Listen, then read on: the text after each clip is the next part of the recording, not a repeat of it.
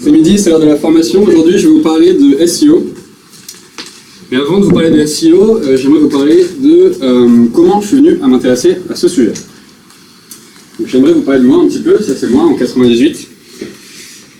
Grandes vacances chez ma grand-mère. En 98, c'est passé un truc important pour moi, c'est que j'ai pris mon premier cours de piano. Et j'adorais ça, et j'ai commencé à déchiffrer la musique d'oreille, j'ai commencé à composer mes propres morceaux.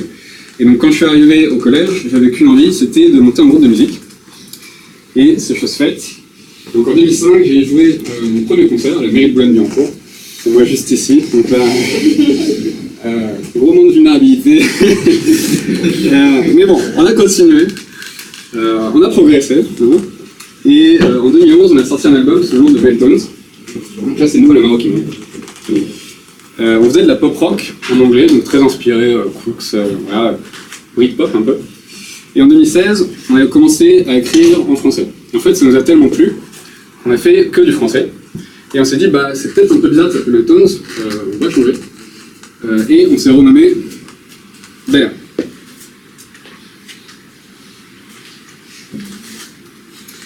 Bel Air, le problème c'est que on n'était pas tout seul. Pas moins de deux marques de fringues qui s'appellent Bel Air. Il y a plusieurs endroits dans le monde des hôtels qui s'appellent Bel Air. Il y a Will Smith, évidemment, de côté. Donc, les gens venaient nous voir à la fin des concerts. Ils nous disaient c'est dommage, je n'arrive pas à vous retrouver. Donc, on s'est posé la question.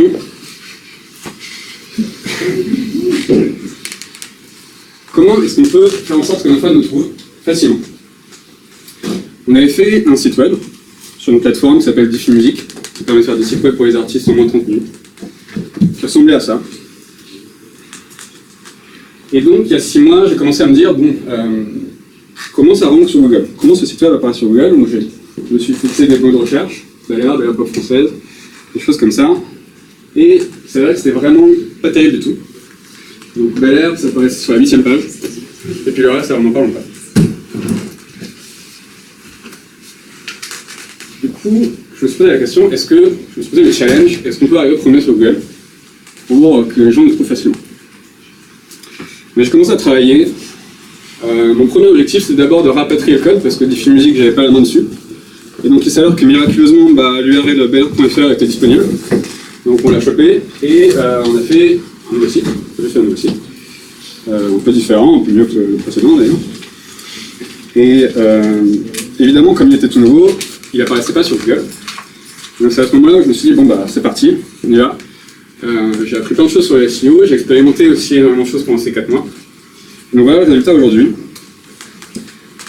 On apparaît premier sur Bel Air Pop française, deuxième sur Bel Air Pop. On n'est pas trop mal sur Bel Air Group, Bel Air Clip, Bel Air Concert, c'est le prochain sur la liste. J'ai pas encore eu le temps de me pencher dessus. Mais voilà, je suis plutôt fier de ces deux-là. Bel Air, on n'apparaît pas du tout pour l'instant. Je me dis c'est un peu normal parce qu'en fait le site je l'ai fait en soum sur le côté, on n'a pas du tout communiqué dessus, donc pour l'instant il y a 0 visiteur. Donc on verra ce qui se passe une fois qu'on aura communiqué dessus. Donc à ce moment-là il y a un petit tour de passe-passe que font tous les experts SEO qui est assez cool et je ne vais pas me priver de le faire. C'est si vous ne croyez pas, allez-y. Faites une petite recherche sur votre smartphone. Ce sera probablement du coup les premiers visiteurs. Donc ça c'est cool. J'ai appris énormément de choses pendant ces 4 mois et c'est ce que je vais vous présenter aujourd'hui.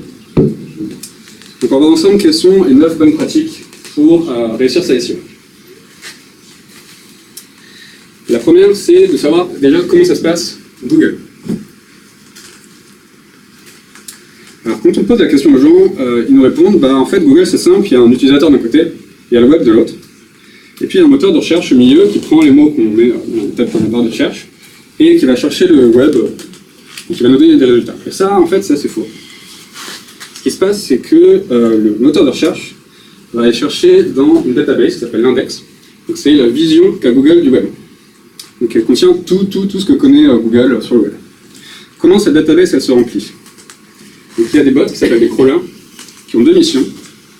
D'une part, c'est d'explorer le web, et cette mission s'appelle le crawling, donc ils explorent des pages web.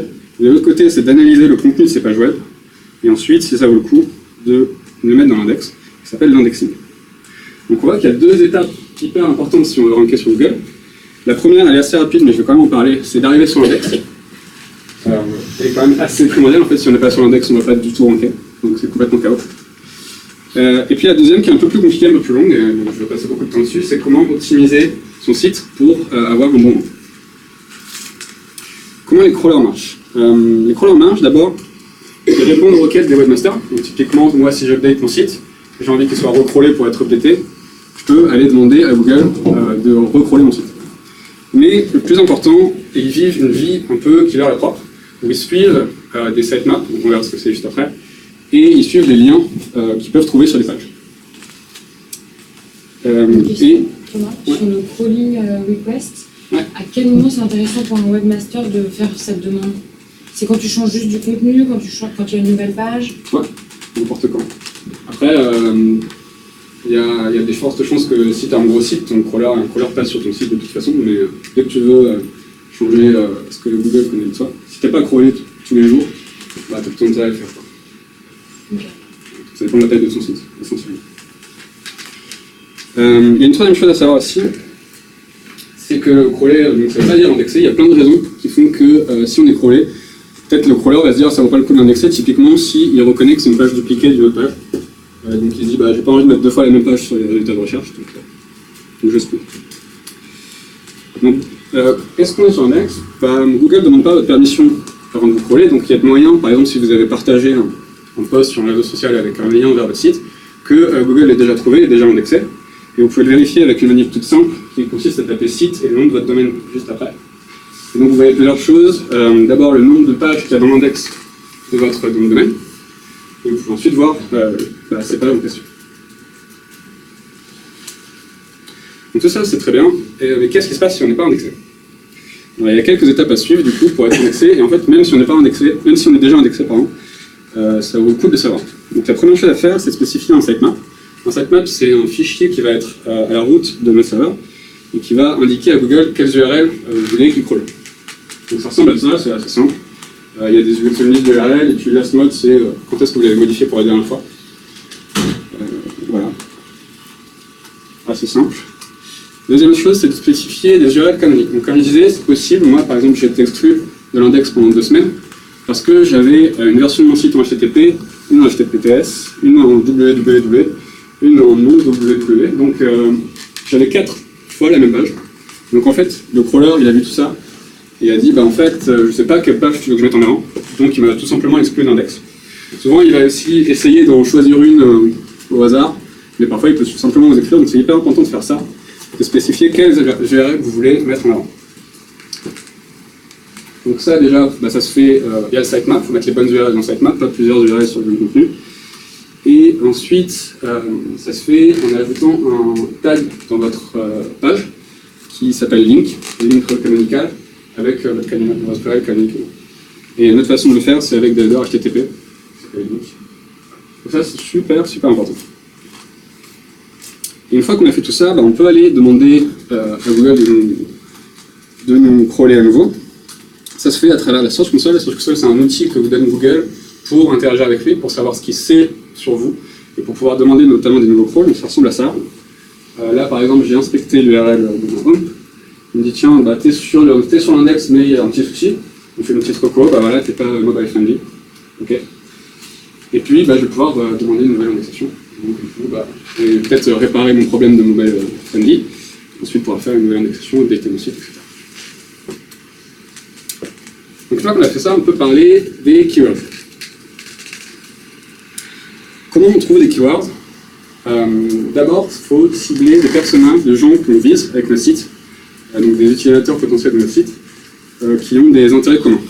Donc, par exemple, là, si on en a 3, on va avoir 3 groupes de keywords pour chaque personnage. Et pour tous ces groupes de keywords, là, on va faire une landing page spécifique à chaque personne. Pour s'aider, on peut poser quelques notions, plusieurs types de keywords. Il y a les keywords qu'on dit éducatifs, qui ont beaucoup de volume mais pas beaucoup de valeur, typiquement web, c'est un truc qui est beaucoup recherché, qui n'a pas beaucoup de valeur, typiquement SEO. Et de l'autre côté, il y a les transactionnels qui sont beaucoup plus proches de la génération d'un lead, beaucoup plus proches d'un achat par exemple, ou d'une inscription à une newsletter. Question? Ouais. Quand tu dis landing page, donc ça veut dire qu'elle n'est pas accessible directement depuis ton site? Si. Si c'est ça. Mais c'est pas ta home page. D'accord, ok. Alors, si ta home page peut être considérée comme une landing page. Mais, ok, c'est ça fait parce partie. que t'en as qui séparent landing et site, enfin, website pages. Ouais, t'as des pages qui sont pas des landing. Typiquement, un article, c'est pas une landing page. Sur le blog de Ok. c'est pas quelque chose que tu veux que quelqu'un trouve direct en cherchant web. Ok. Ouais, de l'autre côté, il y a les transactionnels qui sont beaucoup plus proches, plus intéressants pour nous. Et donc, du coup, avec ce landing page, on va viser ces keywords-là. T'as vu que, bah voilà, comme je disais, les keywords éducationnels, on va plutôt les cibler avec des articles, parce qu'ils sont beaucoup plus nombreux et beaucoup moins intéressants. Donc, ils peuvent quand même ramener les crawlers vers le site web, donc c'est intéressant de bloguer. Il y a aussi un troisième groupe de keywords qui s'appelle les helpers, qui qualifient les premiers keywords. Par exemple, ça peut être une ville, ça peut être un adjectif, genre cheap, voilà. Donc ceux-là aussi, il faut y prêter attention et les cibler. Ok, donc souvent, si on a des gut feelings, c'est bien de les checker avec des outils de suggestion de keywords qui sont gratuits. Donc celui-là, par exemple, ça s'appelle Uber Suggest. On voit que sur Web Agency, c'est plutôt transactionnel parce que 15 $ par clic, c'est énorme. En vrai, si j'enlève le agency et que je laisse web, ça descend à moins $1 et il y a beaucoup plus de volume de recherche. Donc on voit vraiment la distinction entre éducatif et transactionnel. Ouais. Je crois que c'est le prix que les gens vont être prêts à payer pour une pub sur ce qui va pas être en pub.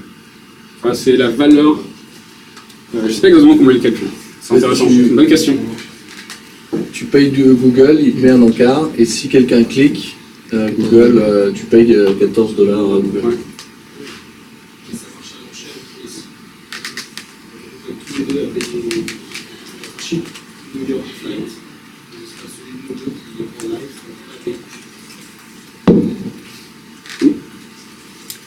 Deux autres choses, on peut aussi utiliser l'autocomplete de Google, tout simplement, et aller voir ses compétiteurs pour aller choper les keywords, c'est assez intéressant. Et là, comment tu tires de l'outil en fait? Bah, un petit élément.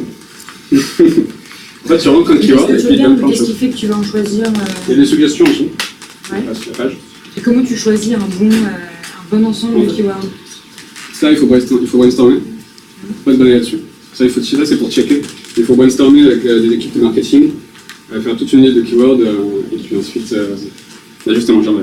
Oui, mais du coup, tu checkes le volume de recherche. Ouais. Et tu te dis. Ça peut t'aider à prioriser les keywords par rapport à l'autre, par exemple, typiquement. Par exemple, moi, j'étais là, est-ce que les gens vont taper Bel Air concert au pluriel, Bel Air concert au singulier? Ouais. Bah, il s'avérait que c'était concert au singulier, donc ça m'aidait. Ok. Des choses comme ça. Merci. Et donc, combien de keywords on vise? Généralement, par persona, on a entre 5 et 10 keywords. Et on peut les agencer de plein de façons différentes pour arriver entre 50 et 100 phrases. Donc, cette phrase, c'est vraiment des recherches qui sont tapées. Il faut savoir que l'ordre et la conjugaison sont importantes. Donc, par exemple, Bel Air Group, ça ne va pas être la même recherche, ça va être la même phrase que le groupe Bel Air. Si je mets un pluriel, par exemple, ça va être différent. Et Paris, ça va être différent, par exemple. Par contre, les tirets et les majuscules ont pas l'air de compter, donc ce qui est plutôt cool pour moi, parce que les gens ne savent pas forcément qu'il y a un tiret sur Bel Air. Parfois, ils écrivent Bel Air avec un espace et je range de la même façon, donc c'est plutôt cool.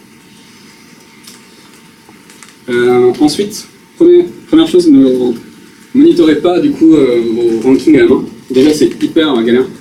Si vous avez 100 phrases à chercher, vous estimez quoi. Et puis, en plus, ça ne va pas être objectif, c'est-à-dire que ça va dépendre de votre historique, ça va dépendre de votre device, de votre position. Donc, il faut utiliser des outils pour ça. Là, on voit un qui s'appelle WebCEO. En vrai, il y en a plein. Si vous n'avez pas d'argent, c'est un peu compliqué, mais il y a des méthodes pour s'en sortir. Moi, j'avais pas d'argent, donc je m'en suis sorti, mais du coup, la plupart offrent des trucs, des notes gratuites pendant 2 semaines. Et maintenant, on peut se demander qu'est-ce qu'un bon rang. Alors, c'est assez simple, un bon rang, c'est les 3 premières positions. Pourquoi? D'abord, plus de 90% des clics ont lieu sur la première page. Donc, au-delà de la première page, en fait, c'est KO SEO, ça vaut autant que la 100e page. Les experts vont dire ça. Ensuite, 70% des users vont juste complètement négliger les pubs, ils vont plus avoir confiance au référencement organique. Et enfin, 60% des clics ont lieu sur les trois premiers résultats. Donc, il faut vraiment... Première page, c'est OK. 3 premiers résultats, c'est vraiment bien. Ok, donc maintenant qu'on a ces keywords, c'est le moment de commencer à les utiliser. Et ça commence par ces URL. Donc les URL, ça compte pour ranker. Et un des premiers trucs à faire, c'est de choisir un nom de domaine qui contient un keyword. Sinon, ça va être hyper dur pour vous de ranker. C'est plus dur. Et c'est pareil pour vos routes. Par exemple, moi je voulais ranker sur Bayer Group. Au début, j'ai créé une page biographie où en fait, je l'ai renommée. Et c'est pareil pour les noms des images. Donc évitez d'utiliser des noms d'images comme ça. Parce qu'on fait beaucoup. Ouais. Il faut en profiter pour placer des keywords. Donc typiquement, Bayer Group.jpg, c'est beaucoup mieux. Et pour plein de raisons, Google n'aime pas trop les URL à paramètres. Déjà pour soi, c'est pas terrible parce que c'est pas forcément très sexy à cliquer. Donc c'est moins cliquable en humain. Et ensuite, souvent, ça va dupliquer le même contenu sur différentes URL. Et donc les crawlers vont pas aimer. Vous allez perdre en rank, etc. Donc essayez d'éviter le plus possible d'utiliser des URL à paramètres. Si vous êtes obligé de le faire, mettez en place des bonnes pratiques pour éviter de dupliquer vos URL. Typiquement d'ordonner vos clés. Pour que ça tape... voilà, pour que le crawler ne soit pas confus. Évitez d'utiliser des symboles un peu bizarres dans vos URL. Et enfin, gardez vos pages le plus haut possible dans votre navigation, le plus près possible de votre home. Google va considérer les pages qui sont par exemple au 2e ou 3e degré moins importantes que les premières. Et du coup, vous allez moins bien ranker sur ces pages-là. Donc, ajoutez pas des directories de façon complètement gratuite. Il faut que ça ait du sens. Une fois qu'on a fait ça, on va vouloir spread reduce. Je vais expliquer un peu ce que ça veut dire. Il faut savoir que plus on est crawlé, plus on est ranké. Et une fois qu'on a beaucoup de crawlers qui passent sur notre site, on peut s'imaginer un peu comme un flux continu. Et donc il y a un mot qui est sorti dans le jargon, c'est Google Juice. Et donc c'est quelque chose, en fait, on va vouloir garder les crawlers le plus longtemps possible, on va vouloir qu'ils crawlent le plus de nos pages. Et donc, comment on fait ça? Un petit retour sur les crawlers. Les crawlers, bon, ils vont suivre les sitemaps, ils sont OK avec un sitemap, ils sont contents, mais ils préfèrent les liens.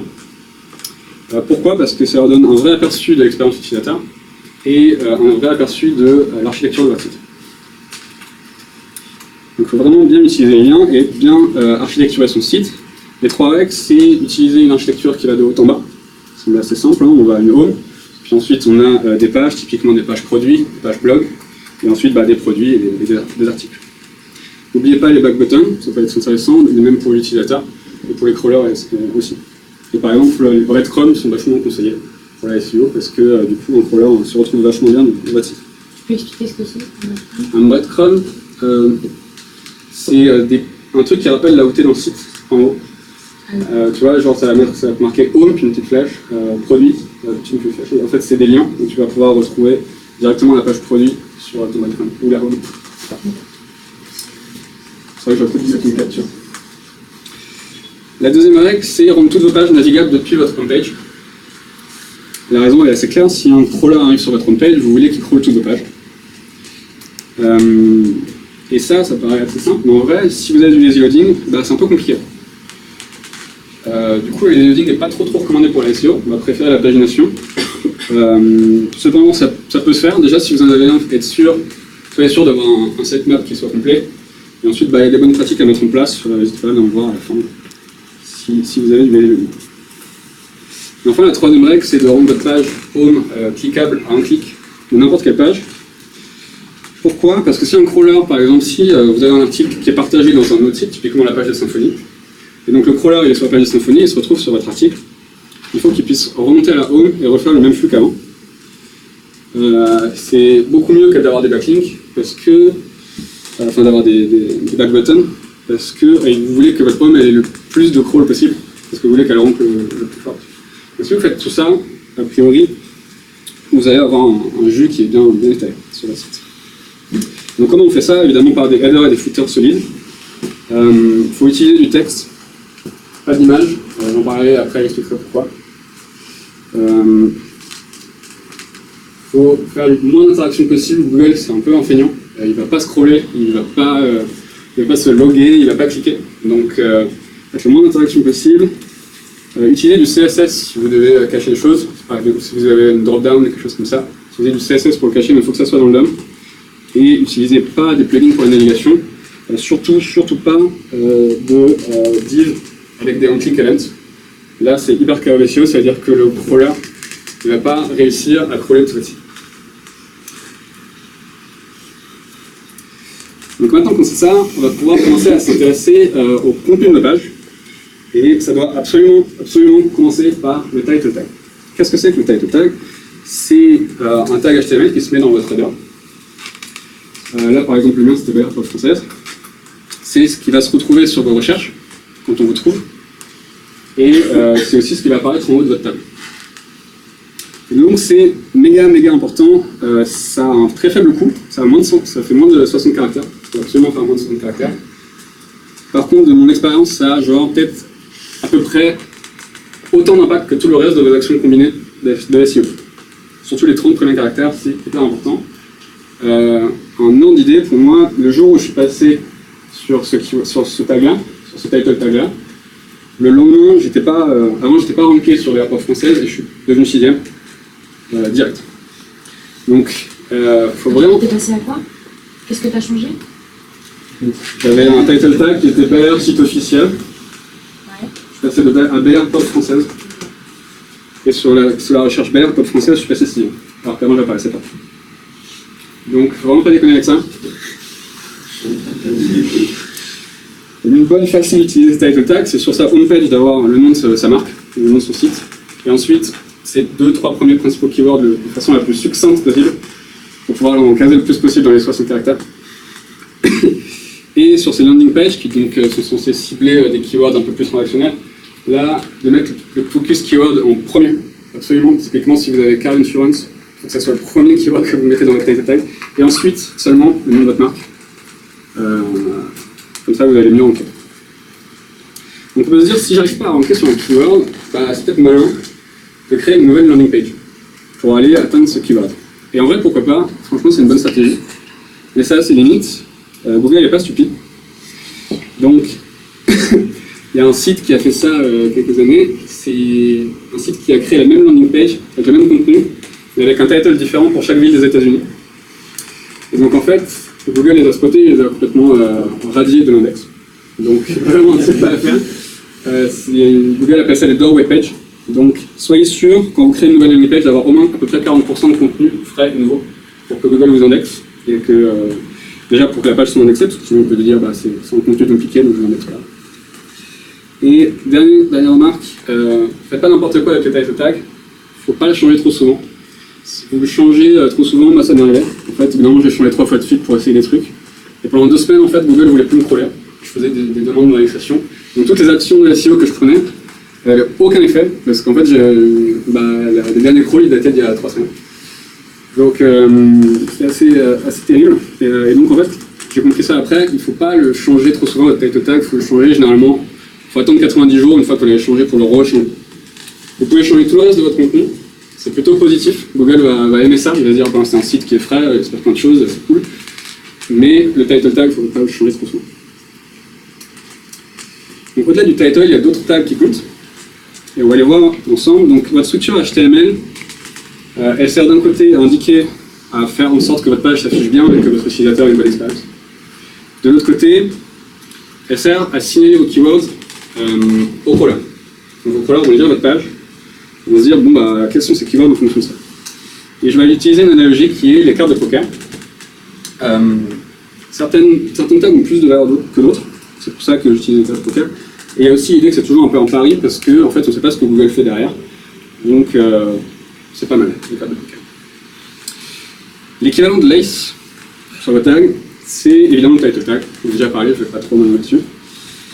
L'équivalent du roi, ça va être le contenu de vos liens. Donc c'est pour ça que je disais tout à l'heure, sur vos headers, mettez du texte, pas des images.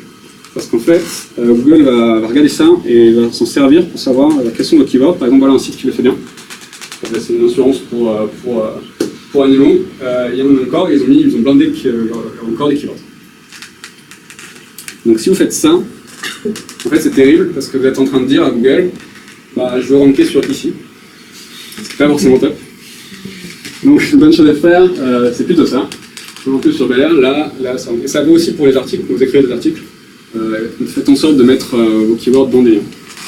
Okay, pas forcément sur les headers et les footers, c'est un peu partout. Ok, on continue. L'équivalent de la reine, de façon surprenante, c'est les images. Google adore quand il y a des images dans votre page. Il va se dire, bah, c'est une page qui est sympa à regarder.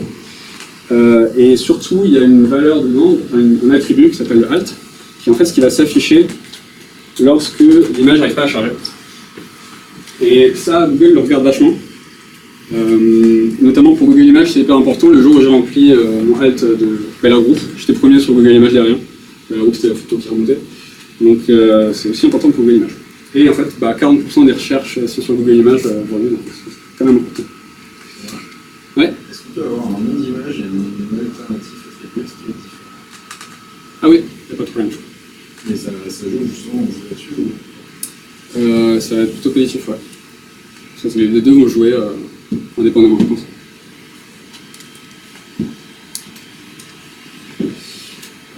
Ok, on continue. Le valet, ça va être tout ce qui est header. Donc l'header, c'est ce qui sert à structurer votre contenu. Donc en particulier le H1, ça va être méga important. Le 10, c'est le tag description, qui est ce qui va s'afficher sur Google lorsqu'on vous trouve. C'est censé faire moins de 150 caractères. Ça, il faut le blinder de keywords. Voilà. Il faut aussi, en même temps que ce soit un peu alléchant, il faut que vous donniez aux gens envie de cliquer. Ensuite, sachez que tout votre contenu est indexé. Donc, si vous faites des modifications sur tout votre contenu et que vous répétez votre keyword pas mal de fois, ça peut aussi avoir de l'impact. Et il y a un dernier tag où j'ai des unknowns dessus, c'est un tag qui s'appelle le meta keyword tag, où tout le monde le remplit en se disant c'est trop cool. En fait, c'est complètement ignoré par Google. C'est un truc que Google a mis en place dans les années 2000 en disant c'est cool, ça va nous aider à mieux référencer et tout, à donner des meilleurs résultats. En fait, ils se sont rendus compte que les gens blindaient le meta keyword tag de keyword. En fait, c'était plus négatif qu'autre chose. Donc, ils ont arrêté de s'en servir. Donc moi, j'ai envie de dire, vous en savez pas. Ne perdez pas de temps là-dessus, ça sert à rien. Donc voilà une petite représentation visuelle, un petit récap de ce que je disais. Donc, vous voulez attaquer un keyword, pensez vraiment comme ça. Dites-vous title tag, priorisez sur ces tags-là.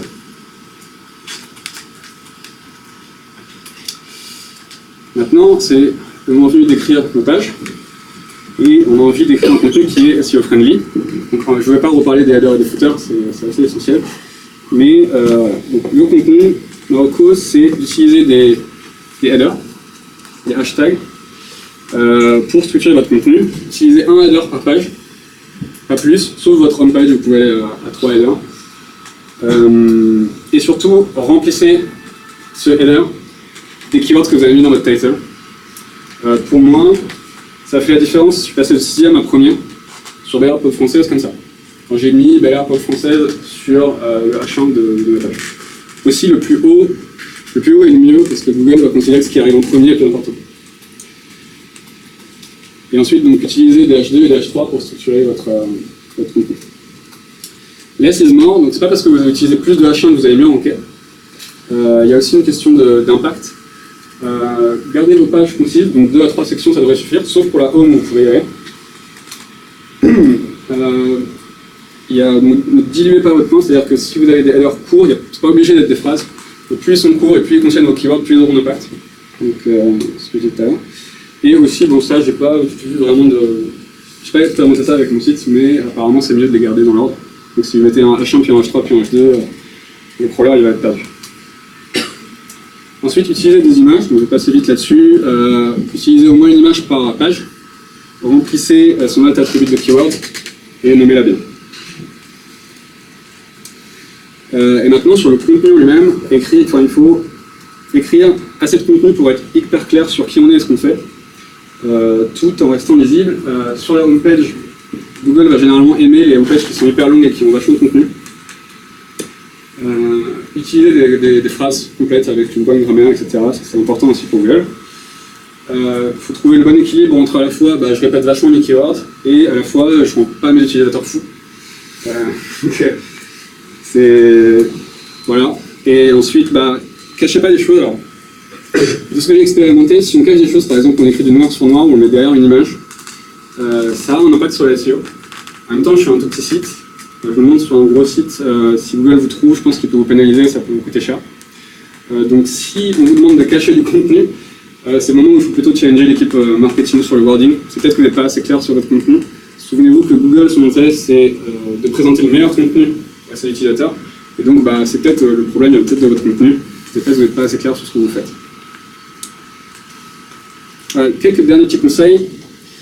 Depuis 2015, il y a plus de recherches sur mobile que sur desktop. Donc, Google va vachement regarder si vous êtes mobile friendly.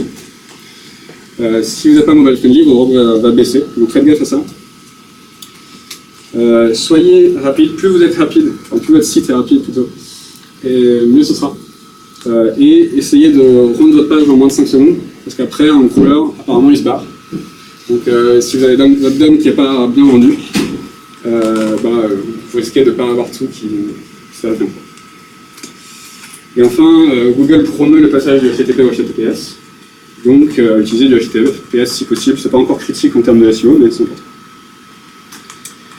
Voilà, donc c'était les 9 étapes pour faire une bonne SEO. Sauf que je vous ai menti, en fait. C'est pas du tout la fin.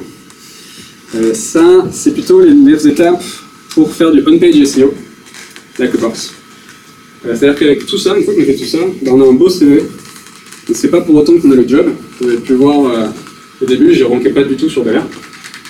J'ai pas atteint la première place sur tous mes keywords, et je pense que c'est aussi parce que j'ai aucune visite.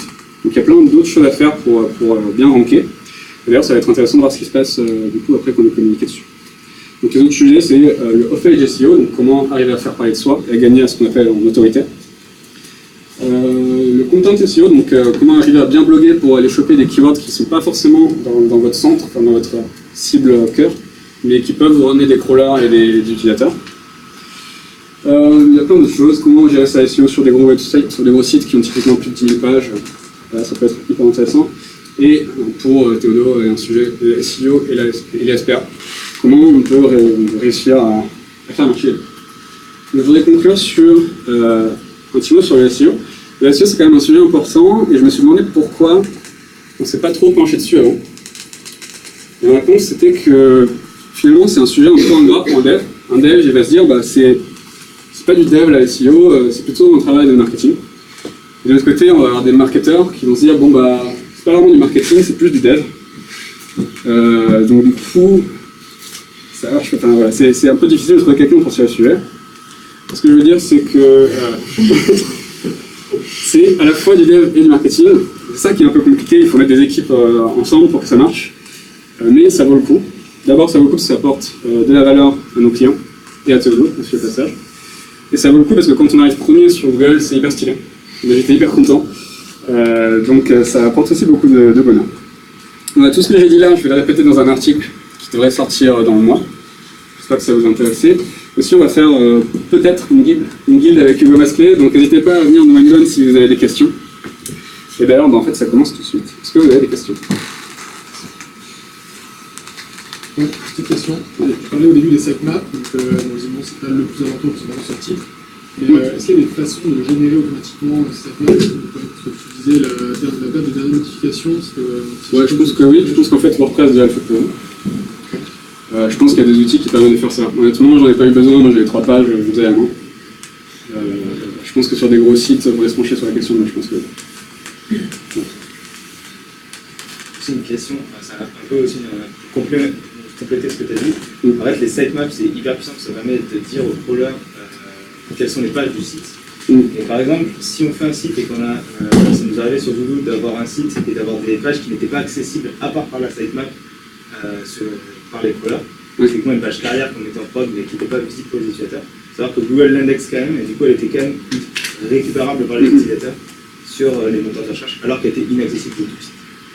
Pourquoi elle n'était pas reliée parce que c'était pas fini? Il manquait du contenu dessus. Du coup, c'était que des images de splash, etc. Mais il y avait du trafic qui arrivait depuis Google dessus. Okay. Parce que c'était l'internet. Il y a une solution pour ça. Un robot.txt. Ouais, exactement. Yes. Ouais, où en fait on avait plutôt. Là, c'était un exclu de la sitemap. Tu as parlé de mettre des mots-clés avec les images. Est-ce qu'il doit être cohérent par rapport à ce que tu écris l'image? Est-ce que c'est un moyen de caler les mots-clés importants de ton site? J'ai envie de dire, tu peux t'en servir pour caler les mots-clés que tu veux. A priori, l'image, elle a un rapport avec ta page. Donc finalement, la question se pose moyen. Finalement, pour ranker sur Bel Air Group, c'est aussi logique que je mette une image du groupe. Donc en vrai, la question se pose pas trop. En pratique. Après, oui, c'est sûr, tu mets un logo de Théodo, tu vas mettre à Théodo. Ça va t'aider à ranker sur Théodo. Par exemple, si tu es sur un site de restaurant, Ouais. tu veux mettre une image de coupe, est-ce que tu décris la nourriture ou est-ce que tu veux dire Non, j'en profiterai pour mettre effectivement. T'as une photo de ton restaurant, de toute façon, quelque part, non? Tu mets pas que des images de bouffe. Non, il y a d'autres. Ouais. Je sais pas, j'en profiterai pour mettre des mots du style cuisine italienne, je sais pas si c'était un restaurant italien. Voilà, qui soit un peu en lien, mais bon, a priori, rien t'interdit de mettre les keywords que tu veux. Oui. Est-ce que les règles de Google changent? Est-ce que les règles des keywords de Google changent? Oui, très bonne question. Donc il faut savoir que tous les 2 ans à peu près, il y a un gros séisme dans la communauté SEO, parce qu'il y a une nouvelle update qui change tout. Après, ce que je dis là, ça reste la base. C'est-à-dire que ce qui change, c'est quand même des subtilités. Le style un jour, bah ouais, ils ont commencé à faire gaffe sur la grammaire de ce que tu écris. Bah, là, je pense qu'ils commencent à faire des impressions de ton site et à commencer à regarder, faire des analyses d'images avec l'intelligence artificielle. Je pense qu'ils commencent à faire ça pour repérer effectivement ce qui est caché. Bon. Mais l'essentiel de ce que j'ai dit va rester vrai en fait. Il y a une nouvelle tendance, et là c'est rigolo, c'est que de plus en plus de gens cherchent en faisant OK Google ou OK Siri. Et donc du coup, quand ils font ça, ils font une phrase complète. Et du coup, nous on tape jamais une phrase complète quand on fait sur Google. Donc du coup, Google est en train de commencer à prendre ça en compte dans les référencements. Donc si votre site est aussi peut être trouvé en faisant une phrase complète, ça va vous booster dans vos référencements. C'est le dernier truc un peu marrant. Okay. Il y a des updates récurrentes. Bon, faut vraiment être fan de SEO pour comprendre ce qui se passe. Mais il faut pas mal de se tenir au jour. Google explique Ouais, ils expliquent pas. Ils expliquent pas tout. Ils expliquent pas, ils donnent pas le code, mais ils disent des grandes guidelines quoi. Ouais. Tu veux dire, Ajay? Ouais, on parle un marque avec le nom des accents, des tirets. Comment, au niveau des keywords, tu choisis le point que tu vas donner à chaque fois? Et même dans le code après. C'est une bonne question. Deux fois la même version, ou alors mettre des Non, mon intuition là, c'est que les accents ils comptent pas vraiment. C'est-à-dire que, comme je disais, les tirets, ça comptait pas vraiment, et les majuscules, ça comptait pas vraiment dans mes résultats en tout cas. Je pouvais écrire Bel Air sans tiret, Bel Air avec des majuscules, ça marchait quand même. Mon intuition, c'est que les accents n'ont pas beaucoup d'effet, et en fait, il enlève tous les accents quand il indexe. Quoi.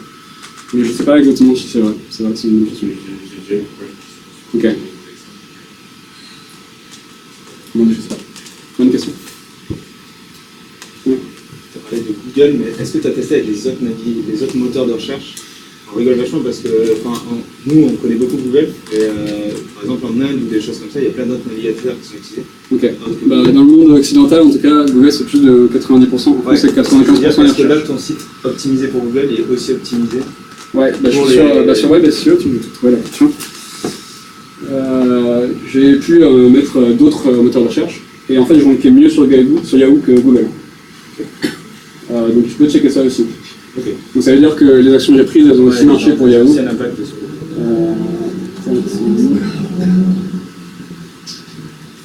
là.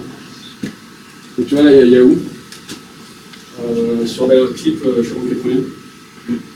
Donc à chaque fois que je rankais mieux sur Yahoo que c'est peut-être parce qu'il y a moins de monde sur Yahoo. Parce qu'il y a moins de concurrence sur ces keywords-là.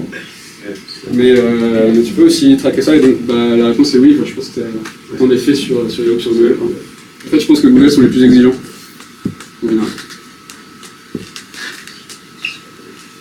Ouais. Léo. Il y a des librairies automatisées pour updater ton sitemap. Par exemple, tu fais une feature, tu fais une nouvelle page, tu couches et automatiquement tu rajoutes la ligne avec Je sais pas, mais probablement oui. C'était ma réponse tout à l'heure. Probablement oui. Je sais pas. Ce serait un truc à creuser, notamment pour les SPA. Un sujet dont on va se creuser dans ce cas-là. Ouais. Est-ce que le rank de Google change en fonction des pays aussi? Ouais. Donc si je tape Bel Air oui, là, sur... c'est des recherches en France. C'est que... Okay, c'est là, que je suis premier en France, aux États-Unis, je sais pas du tout. Ok. Là, bah, tu peux le voir, hein, je pense que c'est tu as Google FR. Ah ouais, ok, ça Google marche. FR, on voit pas très bien. Tu peux spécifier ton pays. Hein. Ok. Autre question? Bon, eh ben, je vais inscrire mon slide pour la médecine.